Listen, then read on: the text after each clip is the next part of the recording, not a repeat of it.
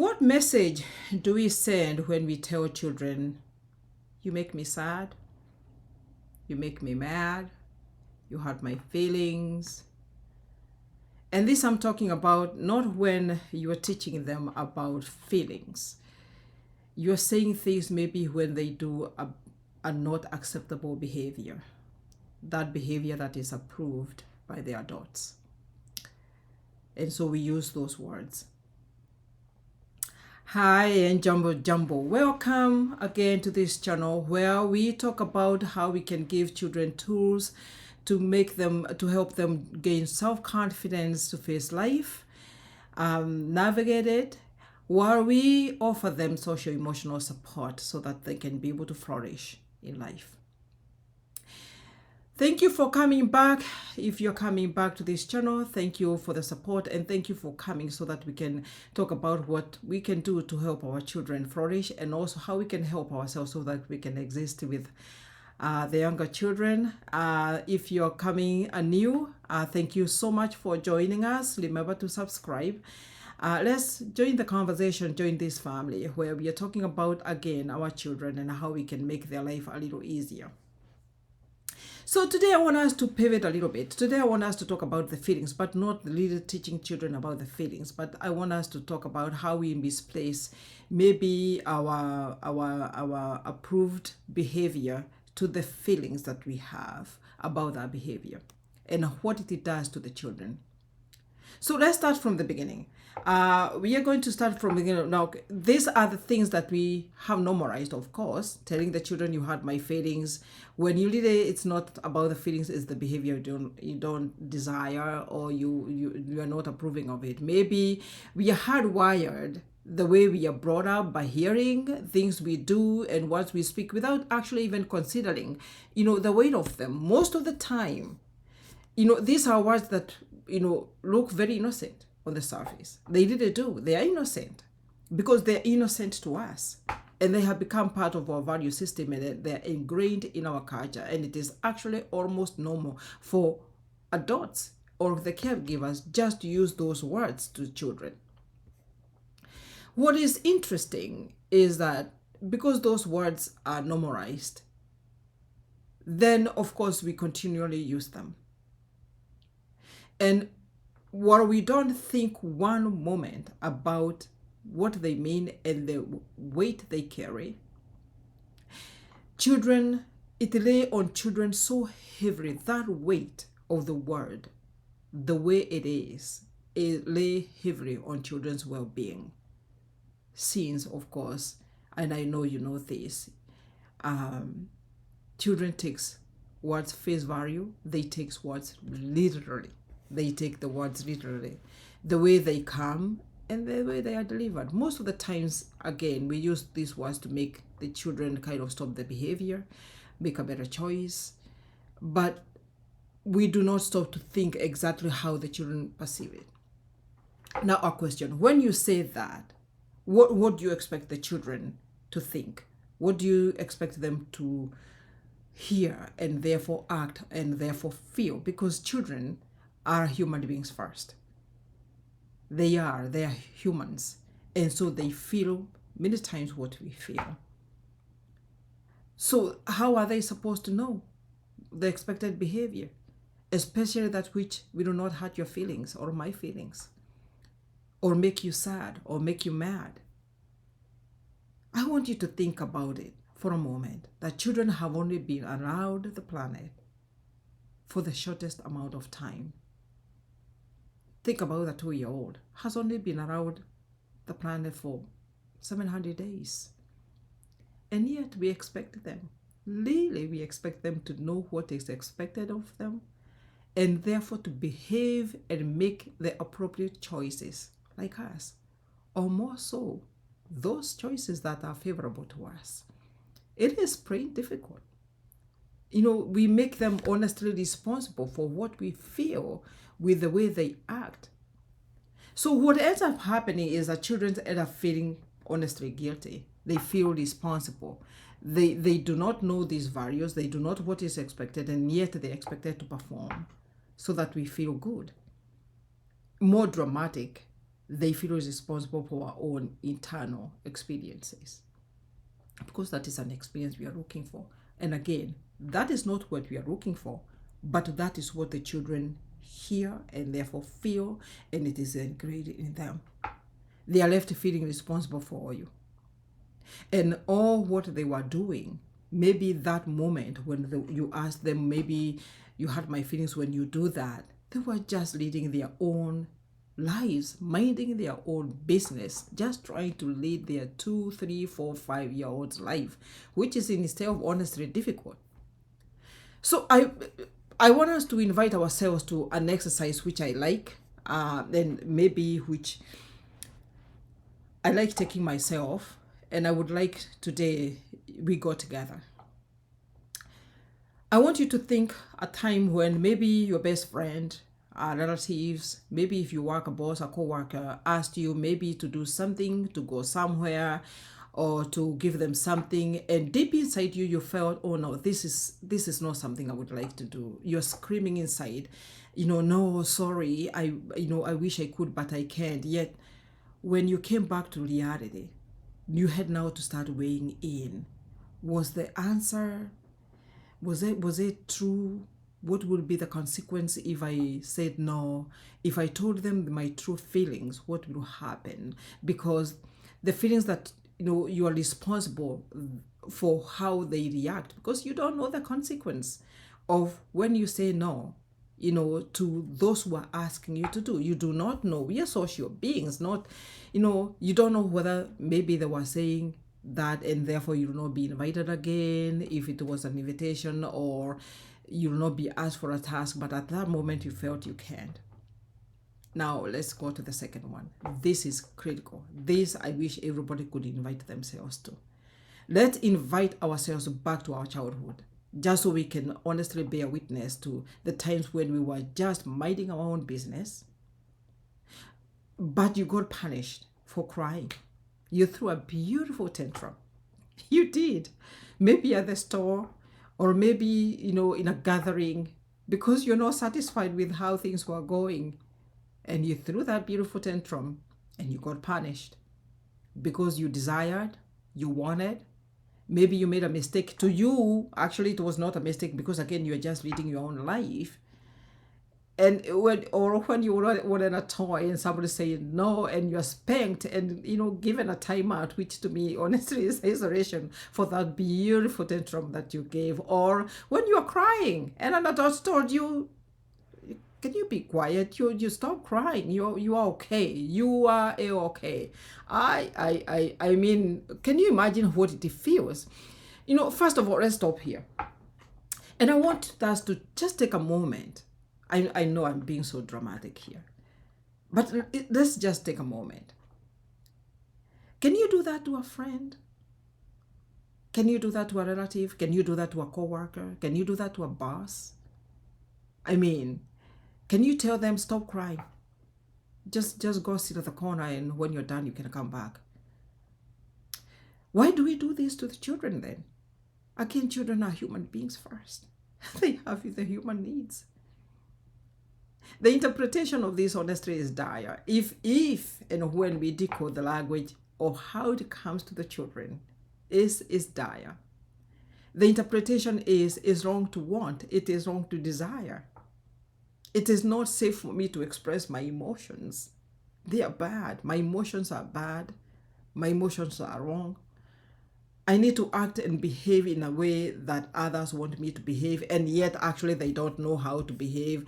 I am responsible for my own caregiver's feelings. If I act this way or that way, I do not know whether they are going to be mad at me or more serious. I do not know whether I'm going to hurt their feelings.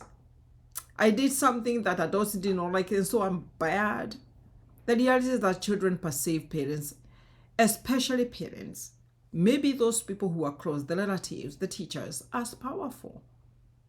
And they understand also, really, they instinctively understand that my life depends on my attachments. My attachments being the caregivers, the parents, the teachers, and all those adults in their lives. And that my life depends on them. So you can imagine when, the person you depend on is saying, you hurt my feelings.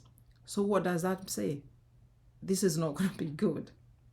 This is, in my opinion, this is asking children honestly to define the boundaries which they do not know which ones, and therefore to balance, to behave in a way that fits their family system. And it is asking them honestly to always guess what it is that others are thinking, to ask them to be perfect, and they do not have a clue on how to survive. Listen, children at their young age, honestly, they are all looking. And these are things we know, but I think we become so accustomed that we forget. Children are always, always looking to impress those whom they depend on, their attachments for survival. They are humans. They are social. They know how to take care of themselves. It's like, oh, I did this one and this one did not go well. So guess what? I don't want to rock the boat. Actually, think about it. We are children who grows to be adults. So understanding that the words we speak and the way we speak them, the context at which we speak them, the you make me sad or you hurt my feelings, it honestly takes a child to another space. They start second guessing themselves. If I do this, and weighing whatever the decision, the choices they make, weighing with your feelings, and they actually still don't know what it is that hurt your feelings, what it is that makes you mad, and all those things. It is even worse when it is not coupled with other things that they do good. We know that human beings, you and I know this, human beings are designed to protect ourselves actually from a very early age. We learn, if I did more of this and less of that, the adult in my life, that is my attachment, will be happy and I will be safe. That is a key word. They will be happy, and when they're happy, I am safe. Because remember, their survival depends on their attachment. So by default, the child starts learning quickly which part of my inside do I shrink, and which part of my inside do I let grow. Because that which is not acceptable, for example, expressing the emotions, if it is not acceptable to the adult, I don't want to be in trouble. I better stop doing that. That is why the child will forever ask, can I do this? Can I do that? Can I do this? Do you like my drawing? Do you like my this? Do you like my choices? Do you like? Because they are looking to make you happy. It is important neither to affirm their choices, but the way we affirm them and the way we put the feelings there could end up doing the opposite of what it is that we are looking for.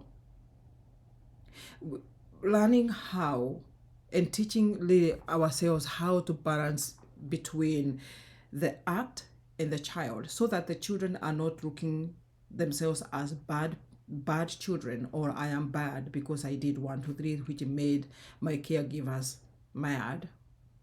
Instead of that, there is a way we can actually rectify. How do we go about it? One, the understanding that when we say that there is a power imbalance, you are most powerful in the eyes of that child, and the child understands their survival depends on you.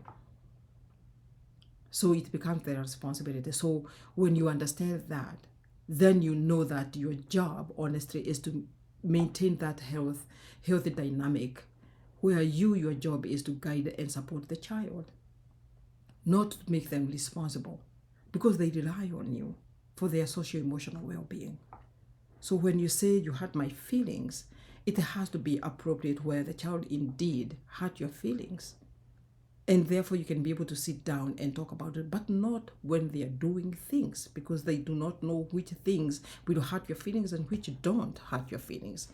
Understanding, number 2, understanding that children do not have the capacity to understand what you mean, beside that which they conclude. They are still developing socio-emotionally, and they do not have the socio-emotional intelligence and the capacity to honestly understand, to fully understand the complex, adult things, including their feelings. The third thing to know is that, honestly, this can disrupt the child's sense of security, that I have to work very hard to be safe. Or working hard, meaning I just have to sit down, because if I jump, I will hurt adults' feelings. If I run, which is the propensity of what it is that they have. Number 4, set clear boundaries. This is both environmental, behavior, and also health, socio-emotionally. Setting those clear boundaries, the children will know, this is my boundary, this is where I can stay. If it is, for example, let's give an example of, jumping on the couch. If your child jumps on the couch, maybe you have already set the boundary that, jumping on the couch is not safe, because 1, 2, 3 will happen. The child jumps again. You just need to go to the act and tell the child, and help the child navigate another way where they can release that energy that they have, that propensity to wanna jump, because it's the energy they have and it is ingrained. And the best thing about the children, they are not able to inhibit themselves. They are not able to walk away from themselves. So creating those boundaries and setting at least, realistic expectations for children, it is going to avoid all the trouble that it brings. Number 5, I love this one. We might be asking children things that as ourselves we don't know, and actually they don't know. So one of the things that I like is you model, emotional modeling. Adults, we play a vital role in the way we behave, and therefore children, I always say this, children actually listen with their eyes. What it is that we are doing and they are watching is what they do, because they are so good at mimicking. And so when you as an adult, you are sad, and express that sadness without burdening them, you can just let them know, I am sad. It is not them. It is not the act. I am sad. This is what I feel, and I need a break. I will be right back. Or you can come here and sit with me. And you teach them how to self-regulate, because they still are not there. They do not have the cognitive capacity to self-regulate. So that we are not giving them the responsibility of taking care of our emotions. And so creating that strategic way where you reach them where they are. Because in all these things, in our own self, even when probably we mean honestly that they're hurting our feelings, or what you're trying to teach them, probably, you tell me, comment, is we are teaching them empathy and how to gain understanding of the impact their actions does. For example, when the child hits another child, maybe the sibling, kind of fighting over the toys, or at school where the children are fighting over the toys, over the territorial space, and all those things. You're trying to teach them at least mutual empathy. Now, modeling that could maybe ease a little bit of whatever it is that you're looking for. So instead of really using such difficult words, which again, they come very easy and simple, you can just model and explain the behavior that is expected and how they are supposed to do it. Explaining their behavior, what is expected, is way better than really overburdening them, because you don't want the children to start thinking, okay, which part of my life do I shrink and which of my life do I need to grow, because I need to take care of the adult in my life. I do not know about you, but sometimes I look at children and I wonder how difficult it is that they never make the decisions and yet they have to follow. And now beyond that, they have to take care of somebody's feelings. And again, I'm not saying that children should not be disciplined. I'm not saying that you should never talk about the feelings to your child. I'm just saying then when it is the behavior that is not acceptable and the child is doing it, just say about the behavior. Do not talk about your own feelings, because children will take that as face value. It will be very hard for you if you're the one. In fact, even in places of your work, if the boss always was telling you, you hurt my feelings. When you do that, when you sit this way, you hurt my feelings. When you talk this way, you hurt my feelings. When you stand, you hurt my feelings. That could be just too much. And yet, maybe they have not really expressed the boundaries of how things are done in our office. You are almost supposed to be guessing. It is very hard to guess. Thank you so much again for listening to this video and to this information. Let me know what you think. Let me know your strategies. Let's talk about this. Again, if you have not subscribed, go ahead and subscribe. Call your friends. Let them know that we have this family. Let's join together so that we can give our children the tools that they need to gain self-confidence, to face life, where we give them social emotional support to flourish. Thank you so much.